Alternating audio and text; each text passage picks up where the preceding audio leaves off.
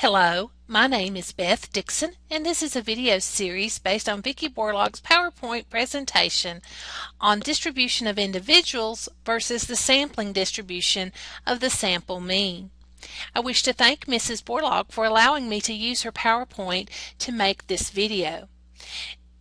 Now, what are we going to be doing in this video, and what is the point of this video? Our major goal is to identify when to use the distribution of the individuals versus the sampling distribution of the sample mean for normally distributed data. In other words, we want to determine when we need to use the distribution of individuals when we're talking about an individual data item versus when we need to make an adjustment to the standard deviation for when we're talking about the sampling distribution of the sample means, when we're talking about a sample or group of data and we're talking about the mean of that sample. In that case, in the second case, the standard deviation is adjusted by taking the standard deviation of the population and dividing by the square root of n. It narrows down the standard deviation by that division of the square root of n. The rest of the problem will be worked out the same in both cases, so that first step is to determine whether we're looking at a distribution of individuals or a distribution of sample means. It is so important. Let's look at example number 1. Jason has a mowing service. The time it takes him to mow the supply company's property is normally distributed with a mean of 86.7 minutes and a standard deviation of 5.2 minutes. If one of the times Jason mows the supply company's property is randomly selected, find the probability that the time is greater than 85 minutes. And we've got a problem that's very similar to a lot of the questions that are asked on our test here at Walter State. And we have questions A and B which help us to determine how to answer question C. Now, you won't be asked questions A and B, but they will help you determine how to answer question C.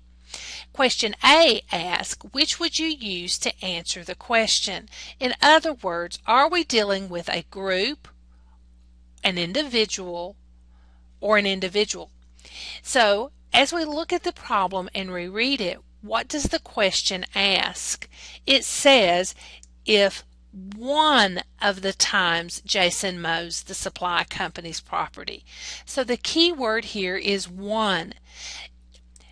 Since it asks for the probability of one time, this one means it's an individual. We want to use the distribution of the individual, which means we'll just use the standard deviation. We're dealing with the individual.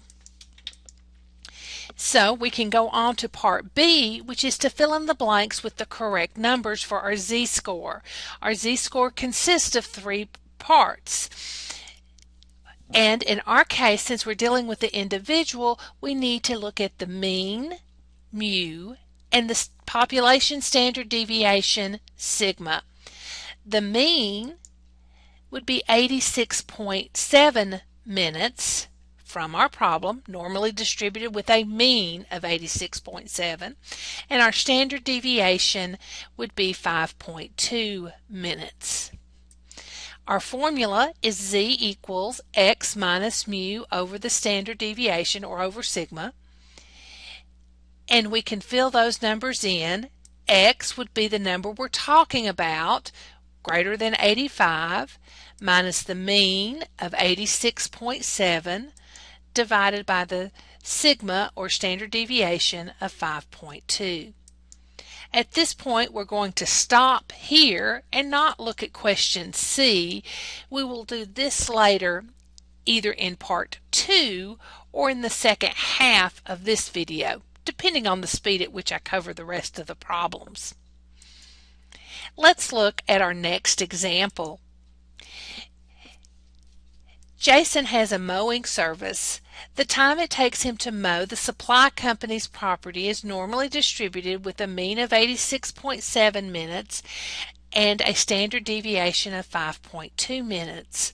If 6 of the times Jason mows the supply company's property are randomly selected, find the probability that the mean time is greater than 85 minutes. Notice that the problem setup is very similar to what we did before. There is one difference, so let's answer our questions to see the difference.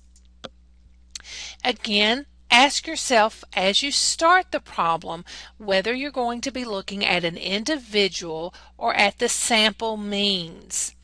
As we look at this, read the question. It says, if 6 of the times Jason mows the property are randomly selected, find the probability that the mean time is greater.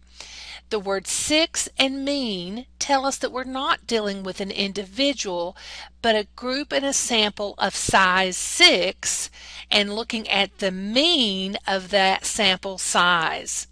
Since it asks for the probability of the mean time of a sample of size 6, we use the sampling distribution of the sample means x bar.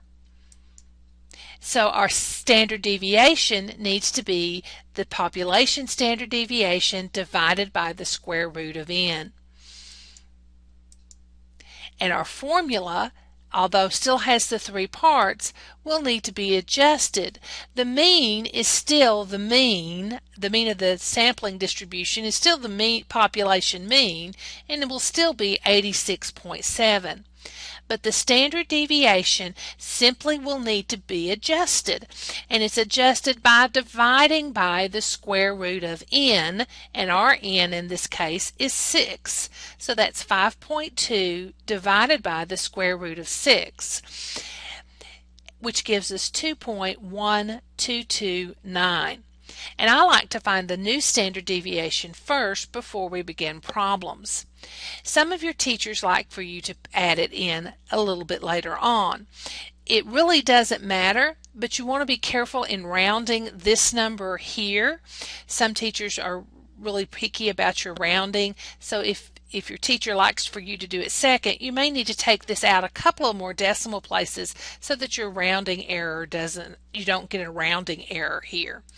In either case, that gives us z equals x bar minus the mean of the x bars divided by this sigma of x bar, and that's just the adjusted standard deviation that we have here. That gives us 85 minus 86.7 divided by 2.1229. And again, we'll stop here and do the rest of the problem a little bit later. And actually, looking at the time, we'll do this in part 2 of the video. We have some exercises.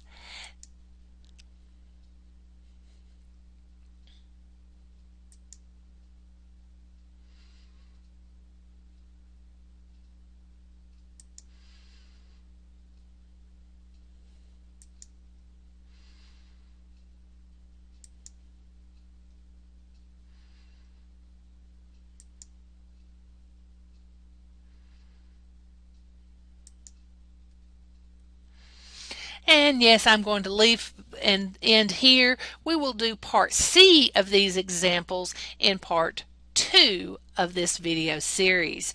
Thank you for watching, and please watch part 2.